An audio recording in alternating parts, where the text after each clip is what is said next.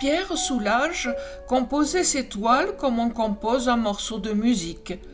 Il y a des respirations, des silences, des accents, des répétitions, etc. C'est une exploration de la tension vibrante entre contrôle et imprévu, rythme et silence. Résonance entre les ondes lumineuses et sonores, interrogeant la matérialité du temps et du hasard. Composer l'ombre, orchestrer le silence. Soulages a en effet recours, durant ses premières décennies de création, à l'un des grands moyens de la peinture classique introduite au XVIIe siècle, le clair-obscur. L'artiste organise la lumière par fragmentation, traitée dans des tons chauds, semblant surgir des profondeurs de la toile où dominent les couleurs brunes et sombres. Ces recherches trouvent leur résolution en 1979, tandis que Soulages se met à recouvrir intégralement la surface de peinture noire dans ce qu'il appellera dès lors ses outres noires, et dont le récit de la découverte est devenu fameux. Un jour, je peignais. Le noir avait envahi toute la surface de la toile, sans forme, sans contraste, sans transparence. Dans cet extrême, j'ai vu en quelque sorte la négation du noir, les différences de texture réfléchissant plus ou moins faiblement la lumière. Du sombre émanait une clarté, une lumière picturale dont le pouvoir émotionnel particulier animait mon désir de peindre. J'aime que cette couleur violente incite à l'intériorisation. Mon instrument n'était plus le noir, mais cette lumière secrète venue du noir. Ces œuvres monopigmentaires, jouant des reflets de lumière au gré du temps et des déplacements dans l'espace, occuperont dès lors toute la seconde moitié de la carrière du peintre.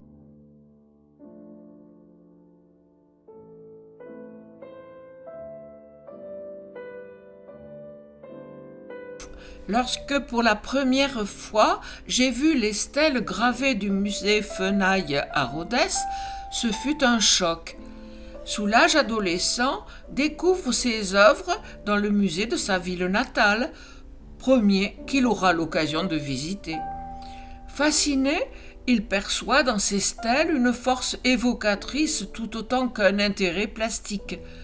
Il se sent proche de cet homme qui avait laissé sa trace dans une pierre patiemment gravée, maladroitement, péniblement, profondément, et l'avait élevé à la dignité de figure. Cette pièce fait partie d'un ensemble de 21 statues menhirs, parmi les plus anciennes représentations de l'homme de grande dimension connues en Europe occidentale. On y repère les attributs associés aux figures masculines, tel un objet poignard. La première fois que mon nom est rentré dans un musée, c'était pour des objets que j'avais trouvés dans les dolmens. Sous la direction de Louis Balzan, archéologue et conservateur du musée, Soulages assiste aux fouilles archéologiques dans l'Écosse et près de Rodel. Un siècle avant Soulages, Van Gogh explore ce qu'il appelle la peinture de l'ombre, à travers laquelle sont notamment représentées les variations de lumière dans des paysages nocturnes. Sa peinture, appliquée en couches épaisses, laisse visibles les touches du pinceau, tandis que sa palette, très contrastée, évoque le clair-obscur des grands maîtres flamands. Dans ce paysage crépusculaire se reflète ici le ciel rougeoyant qui émerge de l'obscurité. Soulages découvre adolescent la peinture de Van Gogh dans un livre et reste longtemps fasciné par le travail de son aîné, dont il admire les effets de lumière et de matière. C'est cette texture très écrite qui me fascinait, et puis vous savez, à 18 ans, le personnage et l'anecdote, l'oreille coupée, Van Gogh me touchait d'une manière que, maladroitement, je dirais physique. En 1941, alors à l'École des Beaux-Arts de Montpellier, Soulages découvre le musée Fabre et sa riche collection d'œuvres de Courbet. Parmi celles-ci, l'autoportrait dit au col rayé, qui affirme également le fort contraste du blanc et du noir sur la lisière du vêtement, rejoint ces mêmes préoccupations. Alors qu'il prépare le professorat de dessin aux Beaux-Arts de Montpellier depuis avril 1941, Soulages, en compagnie de sa future épouse Colette Liorens, est un visiteur assidu des salles du musée Fabre, qui partage alors le même bâtiment que l'école. La Sainte Agathe de Francisco de Zurbarán, peintre du siècle d'or espagnol, ne le laisse pas indifférent. C'est la couleur si particulière de Zurbarán qui me touche. Les accords de mauve et de jaune, le mauve de la jupe et le jaune des manches, si lumineux, si actifs, la grande oblique rouge du manteau, ou le plus discret bleu verdâtre du corsage, le tout sur un fond noir.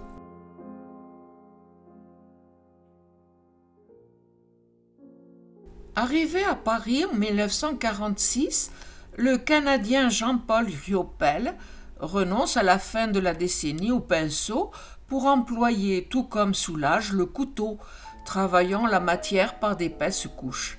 Les deux artistes partagent également un intérêt pour les profondeurs sombres de la masse colorée, traitant la surface dans ses reliefs, comme en témoigne Crépusculaire de 1953. Installé dans la capitale à partir de 1948, Simon Antai, hongrois proche des artistes américains expatriés, explore lui aussi de nouveaux outils, raclant, durant les années 1950, la couche picturale sombre à l'aide d'un cercle de réveil matin désossé, faisant émerger la couleur par soustraction selon un geste rapide qui contraste avec les formes bâties de Soulages. C'est lors d'une visite dans son atelier que Soulages rencontre Pierrette Bloch en 1949. S'ensuit une amitié de toute une vie, nourrie d'une admiration réciproque. De tous les peintres qui m'ont été contemporains, au-delà de l'amitié, elle est la seule dont les choix majeurs, ces choix éthiques inséparables d'une esthétique, ont été véritablement proches des miens, écrira ainsi Soulages.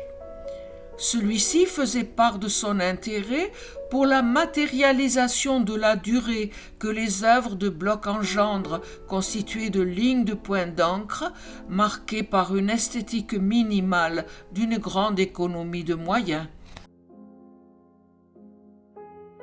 Durant les années 1950, Soulages noue par ailleurs une profonde amitié avec Zhao Wuqi, peintre chinois installé en France, avec lequel il partage sa fascination pour la calligraphie. Il se rend pour la première fois avec lui en 1958 au Japon, où il rencontre des peintres calligraphes, membres du Byokugenkai, dont Morita Shirui, avec lequel des liens étroits se tissent. Cet intérêt pour les idéogrammes et les philosophies extrême-orientales est partagé également par Jean de Gotex,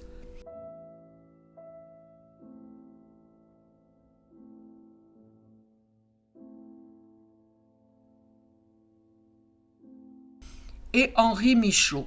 Ce dernier compose de grandes encres qui interpelleront Soulages. Notre imaginaire trouve plus de vérité dans ces œuvres qui n'imitent pas, mais qui ont une vie physique propre. Il y a une force incroyable dans une tache de la vie projetée par une éponge sur un papier. Si Geneviève Haas, que connaissait Pierre Soulages, débute sa carrière après-guerre par la réalisation de natures mortes, elle s'oriente vers l'abstraction dans les années 1960, avec une série de toiles blanches qui dévoilent de nombreuses nuances. Lorsque l'objet était présent, la transparence m'intéressait plus que tout.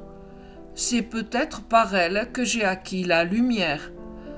La lumière m'a envahi, se propageant sur les grandes toiles. Ces blancs étaient en fait de la couleur. Les blancs ne sont jamais des blancs. Je cherchais à l'intérieur de la toile.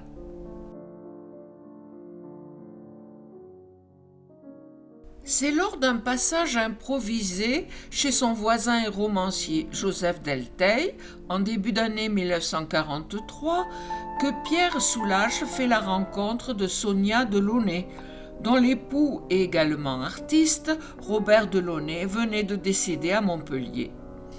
Bien que coloriste hors pair, Sonia Delaunay a également initié dès les années 1920 tout un ensemble de recherches graphiques en noir et blanc, s'intéressant au contraste le plus radical qui soit entre ces deux teintes, se focalisant sur les rythmes, le sens du mouvement, les profondeurs que crée leur juxtaposition et dont témoigne cette estampe contemporaine des débuts artistiques de Soulages.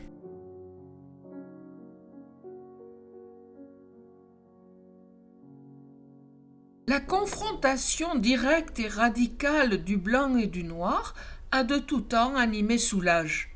Enfant déjà, il dessinait des paysages de neige à l'aide de l'encre noire, créant de saisissants effets de contraste avec la feuille de papier.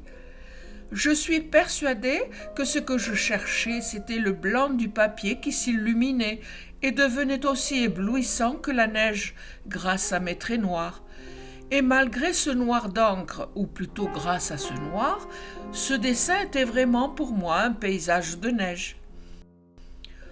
Le blanc de la préparation de la toile joue en effet un rôle fondamental dans son œuvre tout au long de sa pratique.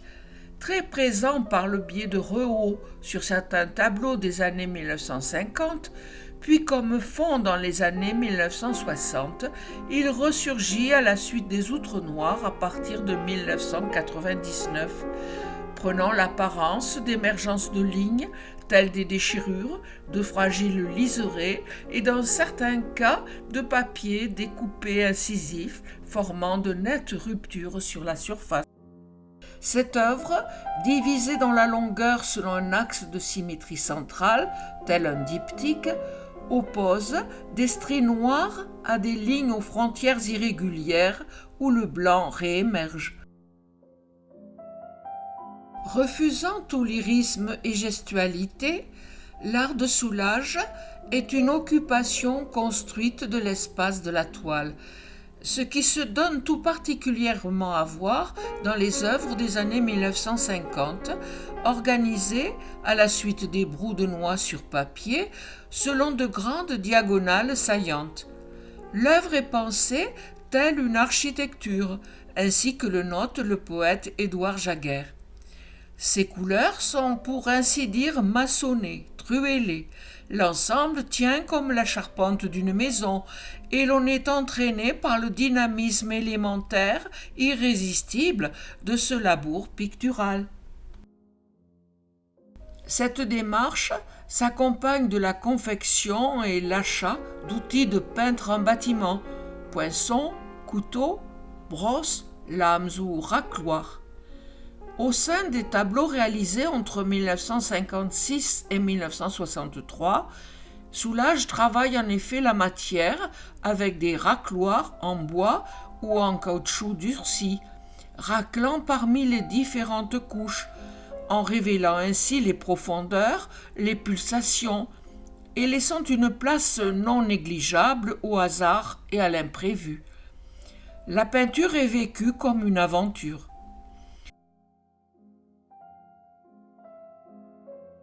Cette huile sur toile aux formes architecturées, peinte au mois d'août de 1958, évoque encore la forme de l'idéogramme, travaillé par raclage, mais qui semble ici vibrer sur un fond révélant les transparences lumineuses de la matière, et où jaillissent par endroits des scintillements d'un jaune intense.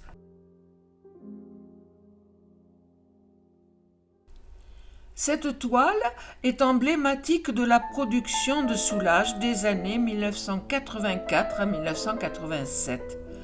Modelée de stries sur toute sa surface, elle déploie de fins sillons non orthogonaux qui semblent avoir été faits avec une grande liberté selon un seul et même geste. L'apparente simplicité qui s'en dégage concentre toute l'attention sur les effets changeants de la lumière réfléchie, suivant un déplacement le long de la toile à l'horizontalité affirmée. Dans les années 1970, Soulages réalise quelques rares œuvres en bronze, issues des matrices en cuivre à l'origine de ses estampes. Soulages restitue l'empreinte du cuivre rongé par l'acide, puis le retravaille par corrosion et polissage, transformant l'outil du graveur en œuvre autonome. La troisième dimension fonde la sculpture en tant que telle, et dans ce sens, ces bronzes ne sont pas des sculptures. La raison en est que l'espace qui leur est propre naît de la lumière et non d'une troisième dimension. Travail de peintre plus que de sculpteur.